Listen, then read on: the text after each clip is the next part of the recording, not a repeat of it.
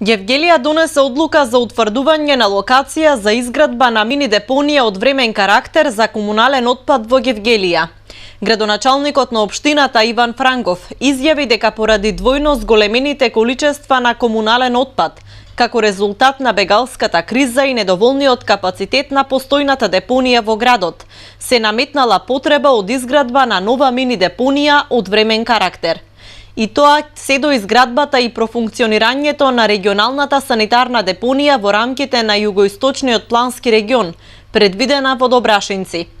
Проектот ќе се финансира преку програмата за развој на UNDP од доделениот грант од јапонската влада, која обезбеди $2.225.000 како поддршка на згрижувачките општини Гевгелија и Куманово, кои беа директно погодени од транзитот на скоро 1 милион бегалци и мигранти во изминатите 12 месеци. Јапонскиот грант, согласно програмата на UNDP, е наменет за управување со отпадот и подобрување на водоснабдувањето. UNDP организираше истражување на теренот за одредување на најпогодна локација и изработка на критериуми за оваа мини депонија, според најсовремени светски стандарди.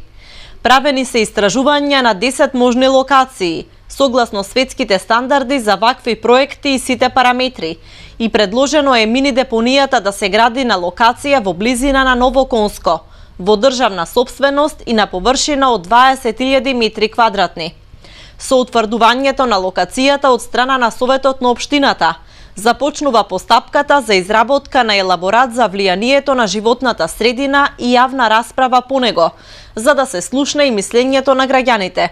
Гевгелија има потреба од современа депонија која по изградбата на регионалната санитарна депонија може да се користи како претоварна станица. Франков рече дека покрај донацијата за изградба на времена депонија во Гевгелија, дел од средствата од јапонскиот грант наменети за Гевгелија ќе бидат насочени за реконструкција на постојните бунари со вода за пиење кај Вардар. Со реконструкцијата ќе биде извршено изголемување на капацитетот на вода за пиење од 50 на 100 литри во секунда. Инаку Советот на општината на последната седница донесе и одлука за измена и дополнување на буџетот на општина Гевгелија, по подпишаниот договор со Министерството за финансии за добивање подзаем од над 83 милиони денари од Светска банка, како и договор за ИПА грантот во износ од 260.000 евра, кои средства ќе бидат наменети за изградба на новиот водоснабдителен систем во Гевгелија.